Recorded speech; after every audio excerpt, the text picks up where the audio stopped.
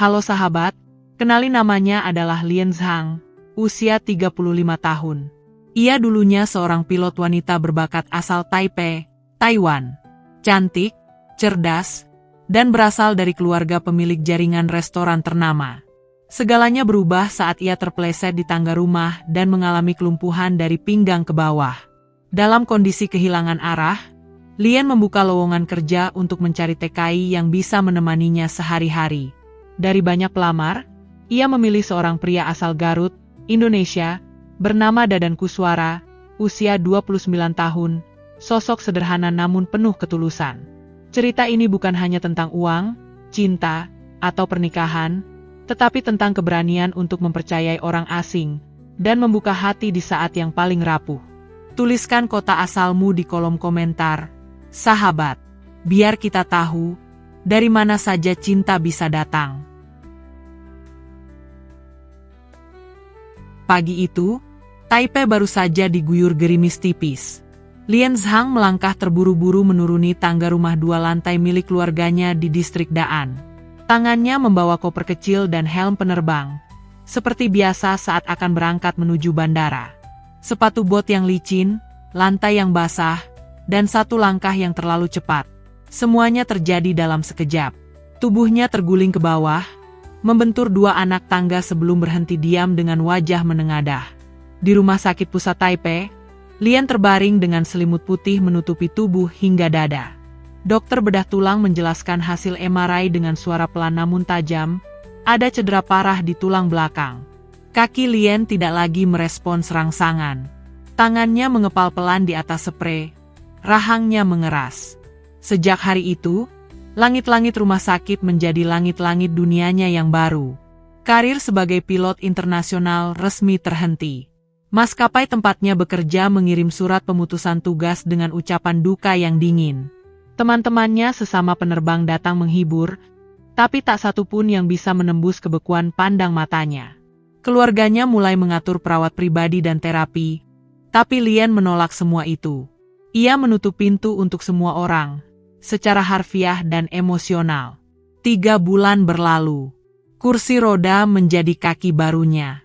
Ia memutuskan pindah dari rumah utama ke apartemen kecil di lantai 16, dengan lift dan balkon menghadap pelabuhan.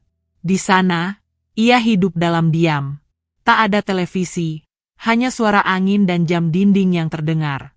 Hari-hari berlalu dalam kebisuan, hingga suatu malam ia duduk di depan laptop dan mulai mengetik pelan. Dicari pendamping pribadi. Bayaran 300 juta rupiah. Tempat tinggal disediakan. Di sebuah rumah indekos kecil di kawasan Tianzhong, Changhua County, seorang pria Indonesia bernama Dadan Kuswara sedang memijat lututnya yang pegal karena seharian bekerja di pabrik roti. Ia sudah 2 tahun di Taiwan, bekerja serabutan sejak kontrak sebelumnya diputus. Tubuhnya legam oleh panas matahari, dan wajahnya dihiasi senyum yang jarang lepas meski hidupnya keras. Sore itu, seorang teman sekamar menunjukkan sebuah unggahan lowongan yang sedang viral di grup Facebook TKI Taiwan. Pendamping pribadi wanita lumpuh. Upah 300 juta. Bahasa Indonesia diutamakan. Dadan awalnya mengira itu lelucon. Tapi setelah membaca ulang dan mengunjungi tautan resminya, ia merasa dorongan kuat untuk mencoba. Bukan karena jumlah uangnya, tapi karena rasa penasaran pada sosok di balik iklan itu. Dadan mengirim lamaran dengan surat pendek. Saya tidak punya keahlian medis. Saya hanya tahu cara bersabar dan merawat orang tua saya dulu. Kalau ibu mencari yang tulus, saya siap belajar. Seminggu kemudian, ia diminta datang ke Taipei untuk wawancara. Di lantai 16 sebuah apartemen, ia bertemu langsung dengan Lian Zhang. Perempuan berwajah tirus itu duduk di kursi roda, mengenakan sweater abu dan celana longgar. Sorot matanya tajam tapi lelah. Mereka tidak berbicara banyak. Lian hanya bertanya, "Kamu bisa diam dan tetap bekerja meski aku tidak bicara berhari-hari?" Dadan menjawab singkat, "Kalau dibayar buat diam, saya sudah ahli dari kecil." Lian nyaris tertawa, tapi memilih mengangguk. Hari itu juga, Lian memintanya pindah. Dadan menempati kamar kecil di belakang dapur, tanpa keluhan. Malam pertama, ia membersihkan dapur dan merapikan balkon tanpa diminta. Pagi di Taipei selalu datang dengan angin yang malas. Di lantai 16, suara air mendidih dari ketel elektrik jadi penanda rutinitas baru. Dadan Kuswara bangun sebelum fajar, membersihkan dapur, mengepel ruang tengah, lalu menyeduh teh melati untuk Lien Zhang. Ia tidak pernah mengetuk pintu kamar Lien, hanya meninggalkan teh hangat di meja kecil di samping kursi rodanya. Lien jarang bicara, apalagi tersenyum. Tapi sejak Dadan datang, ada perubahan kecil yang nyaris tak terlihat. Ia mulai membuka jendela tiap pagi, membiarkan matahari menyapa wajahnya. Kadang ia memperhatikan Dadan dari balik kaca saat pria itu menyiram tanaman kering di balkon. Gerakan tangan Dadan pelan dan telaten, seperti sedang merawat sesuatu yang berharga.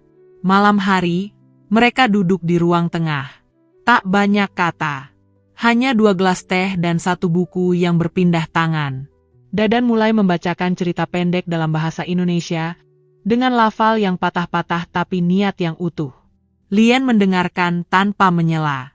Ia tak peduli jika pengucapan Dadan salah. Ia hanya ingin ditemani oleh suara yang nyata. Hari ke-40, Lien bertanya, "Kamu pernah ke sekolah tinggi?" Dadan menggeleng. "Nggak tamat SMP, Bu." "Kenapa?" "Karena harus bantu ibu saya jual gorengan di Garut." Sejak itu, Lien lebih sering bertanya. Bukan soal pekerjaan, tapi tentang masa kecil Dadan. Tentang kucing yang dulu ia pelihara. Tentang hujan di kampung. Tentang rasa rindu pada ibunya yang tak bisa ia peluk. Malam itu, Dadan pamit ke Indonesia.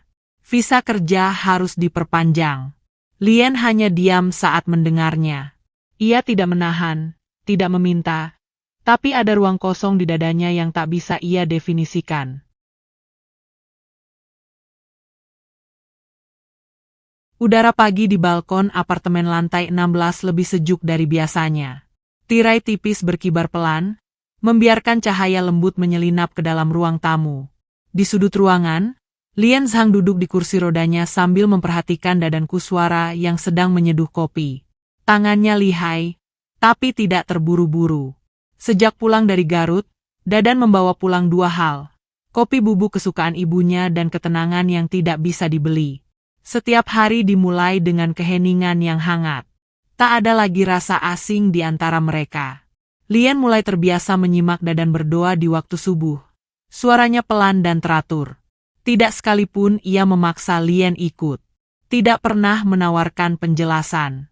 Tapi justru dari diam itulah Lien mulai penasaran. Ia membuka pencarian daring tentang Islam. Mencari tahu arti wudhu, sholat, dan puasa. Perlahan, ia mulai menyukai kedisiplinannya. Di sela waktu luang, Lien mulai mengikuti kelas daring bersama seorang guru dari Jakarta bernama Bu Rofiah. Pelan, tanpa publikasi. Ia tak ingin memaksakan kesan spiritual. Ia hanya ingin tahu lebih dalam, lalu menemukan kenyamanan sendiri. Sore itu, saat langit Taipei memerah, Lien berkata lirih saat mereka duduk di balkon. "Aku belajar hal baru akhir-akhir ini." Dadan menoleh pelan. Lien melanjutkan, "Bukan karena kamu, tapi karena aku merasa damai di jalan itu." Dadan tidak menjawab. Ia hanya mengangguk, lalu menyeduh teh hijau tanpa menoleh lagi. Beberapa minggu kemudian, di hadapan komunitas kecil Muslim Indonesia di distrik Zhongzheng, Lien mengucapkan 2 kalimat syahadat. Suaranya pelan, tapi jelas. Tangan Dadan mengepal di atas lututnya, mencoba menahan gemetar. Suasana ruang keluarga rumah keluarga Zhang di distrik Songshan, Taipei, sore itu tegang. Di meja panjang berbahan jati tua, Lien duduk dengan punggung tegak di kursi rodanya, mengenakan blus putih dan celana panjang kain lembut. Di seberangnya, berdiri pria berusia 60-an dengan jas abu gelap dan raut wajah dingin. Ayahnya, Zhang Weiming, pemilik jaringan restoran Howei FNG yang terkenal di Taiwan. Dadan Kuswara duduk di sisi kiri Lien, memakai batik coklat dan celana kain hitam. Ia tak banyak bicara, hanya menunduk dan menggenggam jemarinya sendiri yang berkeringat. Suasana menjadi lebih tegang ketika sang ayah berbicara. Kau putriku, Zhang Lian, dan kau tahu siapa dirimu. Apa yang kau lakukan ini keterlaluan. Keluarga kita akan jadi bahan tertawaan. Lian tidak menyela. Matanya menatap langsung wajah ayahnya. Tenang tapi tegas. Aku tidak meminta restu agar orang-orang bangga.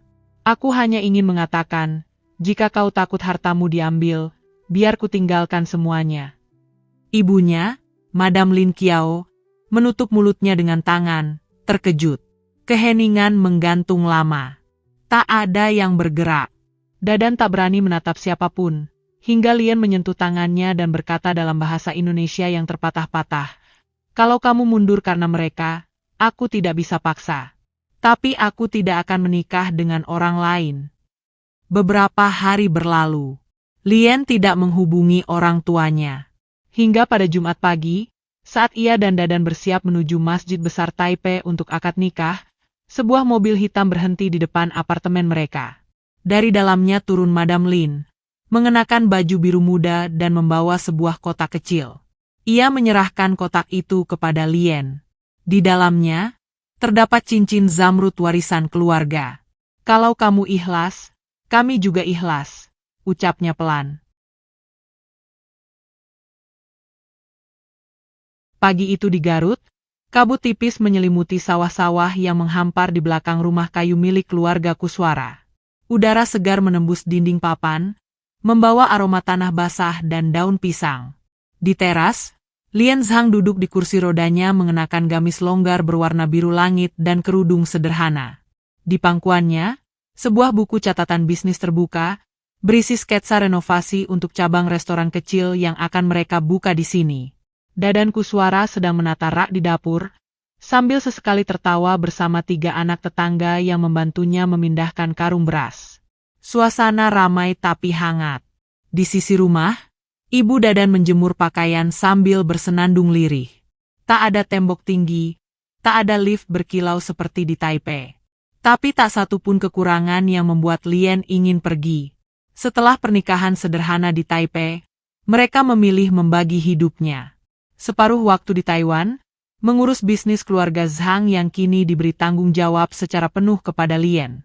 Separuh lainnya di Garut, membangun restoran kecil yang menyatu dengan pasar tradisional dan menggunakan bahan-bahan lokal. Nama restorannya, Rasa Dua Negeri. Bagi warga sekitar, Lian bukan lagi sekadar bule. Ia dikenal sebagai Ibu Lina, istri Dadan yang ramah, meski jarang bicara panjang. Ia ikut gotong royong, menyumbang lampu untuk musola, dan membantu mengajar bahasa Mandarin di sekolah desa. Meski tubuhnya tidak bisa berdiri, kehadirannya berdiri kokoh di hati warga kampung. Sore itu, Lian duduk di teras sambil menyesap teh jahe buatan ibu mertua. Di halaman, Dadan mengejar anak kecil sambil tertawa. Di antara gerimis yang turun perlahan, ia memejamkan mata sebentar. Cinta tidak selalu datang dalam keadaan ideal. Tapi ia akan bertahan bila didasari pada kesabaran, ketulusan, dan kemauan untuk memahami. Ketika 2 orang dari dunia yang berbeda saling percaya, maka batasan pun tak lagi penting. Cerita ini diangkat dari kejadian nyata yang benar-benar dialami oleh tokoh utama. Demi menjaga privasi, nama-nama dan lokasi dalam cerita ini, semua telah disamarkan. Jika ada kemiripan dengan kisah siapapun, itu hanyalah kebetulan semata. Kisah ini tidak dimaksudkan untuk menyudutkan pihak manapun, melainkan sebagai cermin, bahwa dari kehidupan yang paling sederhana pun, ada pelajaran besar yang patut direnungkan bersama. Terima kasih sudah menyimak sampai akhir. Menurut kamu, benarkah keajaiban sejati selalu menemukan jalannya? Tulis pendapatmu di kolom komentar. Ingat pastikan like, komen, dan subscribe Mivena Entertainment, supaya kamu tak ketinggalan kisah terbagus dan terbaru dari channel ini. Sampai jumpa di cerita berikutnya di jam yang sama. Tetap percaya, kebaikan selalu punya cara untuk membahagiakan kita. Selamat datang di channel Mivena Entertainment. Salam hangat dariku, sahabat.